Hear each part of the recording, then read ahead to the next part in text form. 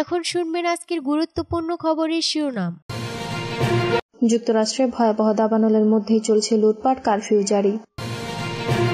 গাজায় মৃত্যুর প্রকৃত সংখ্যা ৬৪,০০০-এরও বেশি, ল্যান্সেট। লোহিত সাগরে হুথিদের হামলায় পিছু হটল মার্কিন যুদ্ধজাহাজ। সিরিয়ায় আসাদ অনুগত কর্মকর্তার জনসম্মুখে মৃত্যুদণ্ড কার্যকর। রাজধানী সরিয়ে নেওয়ার কারণ জানালেন ইরানের মুখপাত্র। ইমরান খানের মুক্তির পক্ষে কেন সোচ্চার হচ্ছেন ট্রাম্পের ঘনিষ্ঠ সহযোগীরা। লস অ্যাঞ্জেলসের দাবানলকে যুদ্ধ পরিস্থিতি বললেন বাইডেন। যুক্তরাষ্ট্রে ভয়াবহ দাবানলের মধ্যেই চলছে লুটপাট, কারফিউ জারি। টানা 5 দিন ধরে দাবানলে জ্বলছে যুক্তরাষ্ট্রের ক্যালিফোর্নিয়া অঙ্গরাজ্যের লস অ্যাঞ্জেলস সিটি। শহরের পূর্ব পশ্চিম প্রান্ত থেকে দাবানল তাণ্ডব চালাচ্ছে। গত মঙ্গলবার থেকে শুরু হয় এই দাবানল। প্রচণ্ড ঝড়ো বাতাসের কারণে আরো ভয়ঙ্কর ও বিধ্বংসী হয়ে ওঠে ও দ্রুত ছড়িয়ে পড়ে দাবানল। এতে রিপোর্ট লেখা পর্যন্ত 11 জনের মৃত্যুর খবর পাওয়া গেছে। এই আগুনকে পারমাণবিক বোমা হামলার সঙ্গেও তুলনা করা হচ্ছে। কেউ কেউ বলছেন যুক্তরাষ্ট্রের এই অঞ্চল এখন যুদ্ধ বিধ্বস্ত আফগানিস্তান হয়ে গেছে। নিজেদের বাড়িঘর, সহায় সম্বল সব চোখের সামনেই শেষ হয়ে যাচ্ছে।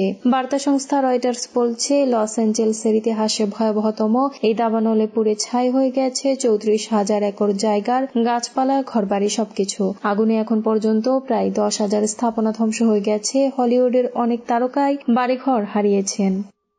গাজায় মৃত্যুর প্রকৃত সংখ্যা 64,000-এরও বেশি, ল্যান্সেট। ফিলিস্তিনের গাজায় মৃত্যুর সংখ্যা যা দেখানো হচ্ছে প্রকৃত সংখ্যা তার চেয়ে অনেক বেশি বলে জানিয়েছে দ্য ল্যান্সেটের গবেষণা প্রতিবেদন। এতে বলা হয়েছে, ইসরায়েলি বাহিনী 2023 সালের 7 অক্টোবর থেকে গাজায় 64,000-এরও বেশি মানুষকে হত্যা করেছে, যা বহুল প্রচারিত মৃত্যুর সংখ্যা থেকে 41% কম। বৃহস্পতিবার দ্য ল্যান্সেটে প্রকাশিত একটি প্রধান গবেষণায় এই তথ্য দেওয়া হয়েছে। London school of hygiene and tropical মেডিসিনের গবেষকরা 2023 সালের অক্টোবর থেকে 2024 সালের জুন মাসের শেষ পর্যন্ত গাজায় আঘাতজনিত মৃত্যুর সংখ্যা পরিমাপ করেছেন। তারা জানিয়েছেন 64,260টি মৃত্যুর বেশিরভাগই নারী, শিশু এবং প্রবীণ ছিলেন। গবেষকরা বলেছেন, মোট মৃত্যুর সংখ্যা আরও বেশি হওয়ার সম্ভাবনা রয়েছে, কারণ এই পরিসংখ্যানে স্বাস্থ্যসেবা ব্যাহত হওয়া, খাদ্য সংকট এবং অপ্রতুল পানি ও স্যানিটেশন থেকে সৃষ্ট আঘাতজনিত মৃত্যুর সংখ্যা অন্তর্ভুক্ত নয়। গবেষকরা মর্গের রেকর্ড, একটি অনলাইন জরিপ এবং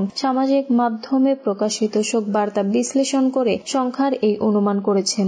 গবেষণায় উল্লেখ করা হয়েছে, গাজার ফিলিস্তিনি স্বাস্থ্য মন্ত্রণালয়ের তৈরি পরিসংখ্যান মৃত্যু সংখ্যার একটি সঠিক ন্যূনতম ধারণা দিলেও সেগুলো এখনও অপর্যাপ্ত।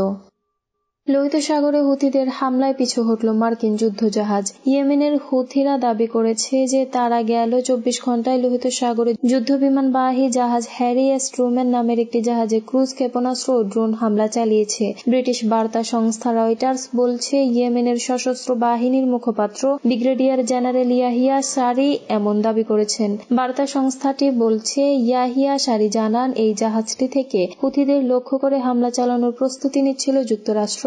তবে তাদের যোদ্ধাদের হামলায় যুদ্ধজাহাজ নিয়ে পিছু হটতে বাধ্য হয় মার্কিন বাহিনী। এছাড়াও ইসরায়েলের বাণিজ্যিক শহর তেল আবিবেও 3টি ড্রোন হামলা চালানো হয়েছে বলে দাবি করে ইরান সমর্থিত সশস্ত্র গোষ্ঠীটি। 2023 সালের নভেম্বর থেকে ফিলিস্তিনি স্বাধীনতাকামী সংগঠন হামাসের প্রতি সমর্থন জানিয়ে লোহিত সাগর ও ইডেন উপসাগরে ইসরায়েলগামী ও তাদের সংশ্লিষ্ট জাহাজে হামলা চালিয়ে আসছে হুথিরা। আল জাজিরা জানায়, রাজধানী সানা ছাড়াও ইয়েমেনের গুরুত্বপূর্ণ বন্দর নগর হোদেইদাহতেই অন্তত 6 বার বিমান হামলা চালানো হয়। এছাড়া বেশ কয়েকটি সামরিক স্থাপনা লক্ষ্য করেও চালানো হয় হামলা। সিরিয়ায় আসাদ অনুগত কর্মকর্তার জনসম্মুখে মৃত্যুদণ্ড কার্যকর। সিরিয়ার বিদ্রোহীদের আন্দোলনের মুখে পালিয়ে যাওয়া সাবেক প্রেসিডেন্ট বাশার আল আসাদের অনুগত ও তথ্যদাতা সরকারি এক কর্মকর্তার জনসম্মুখে মৃত্যুদণ্ড কার্যকর করা হয়েছে। ফরাসি বার্তা সংস্থা এএফপি তাদের এক প্রতিবেদনে খবর জানিয়েছে। খবরে বলা হয়, শুক্রবার আসাদের অনুগত ওই কর্মকর্তাকে মাথায় গুলি চালিয়ে হত্যা করা হয়। Syrian observatory for human rights বলেছে, রাজধানী দামেস্কের উপকণ্ঠের দুম্বারের রাস্তায় যোদ্ধারা কেনেহর মাথায় গুলি চালিয়ে হত্যা করেছেন। দেশটির ক্ষমতাচ্যুত স্বৈরশাসক বাশার আল আসাদের অনুগত ও তথ্য পাচারকারী হিসেবে অভিযোগ তুলে তার মৃত্যুদণ্ড কার্যকর করা হয়েছে। তবে এ বিষয়ে মন্তব্য জানতে যোগাযোগ করা হলেও দামেস্কের কর্তৃপক্ষ তাৎক্ষণিকভাবে কোনো সাড়া দেয়নি বলে জানিয়েছে ফরাসি বার্তা সংস্থা এএফপি। রাজধানী সরিয়ে নেওয়ার কারণ জানালেন ইরানের মুখপাত্র। ইরানের রাজধানী তেহরান থেকে স্থানান্তর করে উপকূলীয় মাকরান অঞ্চলে নেওয়ার সিদ্ধান্ত জানিয়েছে দেশটির সরকার। গত 7 জানুয়ারি ইরান সরকারের মুখপাত্র ফাতেমে মোহাজেরানি এক সংবাদ সম্মেলনে বলেন, জনসংখ্যা ও পানি বিদ্যুতের চাপ বেড়ে যাওয়ায় এমন সিদ্ধান্ত নেওয়া হয়েছে। যদিও রাজধানী স্থানান্তরের এই সিদ্ধান্ত সমালোচনার মুখে পড়েছে, মাকরানে রাজধানী স্থানান্তর করা হলে ইরান অর্থনৈতিক ও বাণিজ্যিক দিয়ে লাভবান হবে বলে জানিয়েছেন ইরানের মুখপাত্র।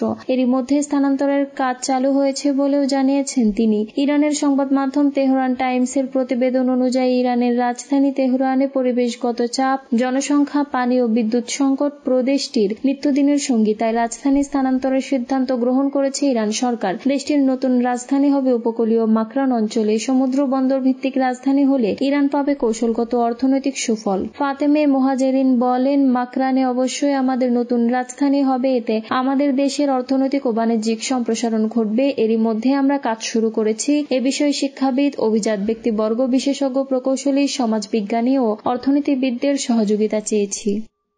ইমরান খানের মুক্তির পক্ষে কেন সোচ্চার হচ্ছেন ট্রাম্পের ঘনিষ্ঠ সহযোগীরা? পাকিস্তানের রাজধানী ইসলামাবাদে তখন তুমুল বিক্ষোভ চলছে। যুক্তরাষ্ট্রের নবনির্বাচিত প্রেসিডেন্ট ডোনাল্ড ট্রাম্পের বিশ্বস্ত সহযোগী রিচার্ড গ্র্যানেল সে সময় পাকিস্তানের সাবেক প্রধানমন্ত্রী কারাবন্দী ইমরান খানের মুক্তির দাবি জানান। গত নভেম্বরে এই দাবি সংবলিত তার এক পোস্ট সামাজিক যোগাযোগ মাধ্যমে ভাইরাল হয়েছে। একই দিনে আরেকটি টুইট বার্তায় গ্র্যানেল লেখেন, পাকিস্তানের দিকে তাকান, দেশটিতে ট্রাম্পের মতো একজন নেতা মিথ্যা মামলায় কারাগারে আছেন। যুক্তরাষ্ট্রের লাল ঢেউয়ে অনুপ্রাণিত হয়েছেন সেখানকার জনগণ। বিশ্বজুড়ে রাজনৈতিক মামলা মোকদ্দমা বন্ধ করুন। পরে এই টুইট মুছে ফেলা হয়। গ্রেনেলের 2 টুইটের হাজার হাজার ভিউ হয়েছে। 4 নভেম্বর যুক্তরাষ্ট্রের প্রেসিডেন্ট নির্বাচনে জেতার পর ট্রাম্প 15 ডিসেম্বর গ্রেনেলকে বিশেষ মিশনের দায়িত্ব দিয়ে প্রেসিডেন্সিয়াল দূত মনোনীত করেন। এর পরের দিন 16 ডিসেম্বর ট্রাম্পের এই ঘনিষ্ঠ মিত্র আবারও ইমরানের মুক্তি চান। ওই সময় তার পোস্ট ভিউয়ের সংখ্যা ছিল কোটি বেশি। গ্রেনেল বার্তা আরো গুরুত্ব পায় যখন রিপাবলিকান দলের আরেক নেতা ও যুক্তরাষ্ট্রের অ্যাটর্নি জেনারেল পদে ট্রাম্পের সাবেক মনোনীত ব্যক্তি ম্যাট গ্যাজেটো লেখেন, ইমরান খানকে মুক্তি দিন।